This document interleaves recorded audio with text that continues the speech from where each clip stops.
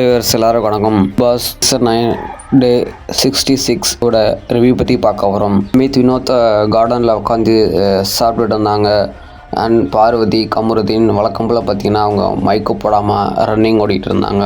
அமித் வான் பண்ணார், மறுபடியும் கேட்கவே இல்லை. ரெண்டு பேரும் பார்த்தீங்கன்னா மைக்கை போடாமல் ஒன்றாவே ஓடிட்டு இருந்தாங்க. எத்தனை தடவை சொன்னாலும் திருந்த மாட்டாங்க. பிக் பாஸ் எத்தனை தடவை சொன்னாலும் கேட்கவே மாட்டாங்க. அது ஒஸ்ட்டு சீசன் இதுதான். பிக் பாஸ் சொல்கிறது யாருமே கேட்க மாட்டேங்கிறாங்க. இந்த வீட்டோட தலை பார்த்தீங்கன்னா அமித் ஒரு பனிஷ்மெண்ட் கொடுக்குறாரு கமருதீன் பார்வதிக்கு.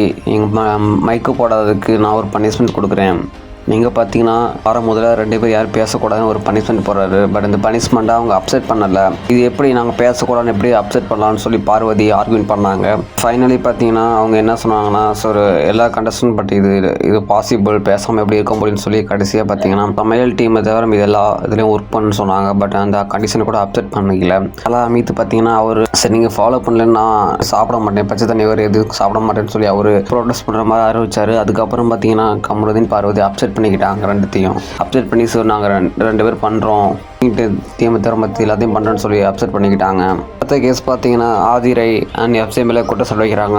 அவன் லவ் பண்ணுற மாதிரி என்னை லவ் பண்ணிவிட்டு ஆனால் என்கிட்ட லவ் பண்ணலன்னு சொல்லிவிட்டு மீதி எல்லாத்துட்டையும் லவ் பண்ண மாட்டேன் அப்படின்னு சொல்லி ப்ரொஜெக்ட் பண்ணி எல்லாத்துட்டையும் என்ன ரொம்ப அசிங்கப்படுத்தியிருக்கான் அப்படின்னு சொல்லி கேஸ் போட்டிருக்காங்க. இந்த இதுக்கு எஃப்சிக்கு பார்த்தீங்கன்னா விக்ரம் கீழே ஆஜரானார். அவர் பார்த்தீங்கன்னா ஃபைனலாக ஆதிரே எல்லா அவங்க அக்யூசேஷன்லாம் வச்சாங்க. கடைசியாக பார்த்தீங்கன்னா விக்ரம் சார் வக்கீலாக இருந்தார். எஃப்ஜே பார்த்தீங்கன்னா ஸோ இதெல்லாம் பண்ணதுக்கு நான் தான் காரணம் சொல்லி அப்செட் பண்ணி ஒத்துக்கிட்டோடனே பார்த்தீங்கன்னா மன்னிப்பு கேட்குறேன்னு சொல்லி மன்னிப்பு கேட்டார். மன்னிப்பு கேட்டேன் பார்த்தீங்கன்னா அந்த கேஸ் முடிஞ்சுன்னு கம்ப்ளீட்டாக முடிச்சிட்டாங்க. ஃபஸ்ட்லேயே ஒஸ்ட்டு சீசன் இதுதான். என்னென்னமோ கண்டினியூ பண்ணுவாங்க. பட் இதெல்லாம் ஒரு கேஸ்ன்னு சொல்லி இது வக்கீல் கான்செப்டுக்குள்ளே இது எபிசோடில் கொண்டு வந்துடுறாங்க. ரொம்ப கேவலம் பண்ணிட்டு இருக்காங்க. இது பார்க்க நல்லா இருக்குது. அவர் அடிச்சுட்டு கிடக்குறாங்க. இங்க பாருங்கடா, பண்ற காமெடியும் நல்லா இல்ல, நீங்க செய்ய போற செயலும் நல்லா இல்ல.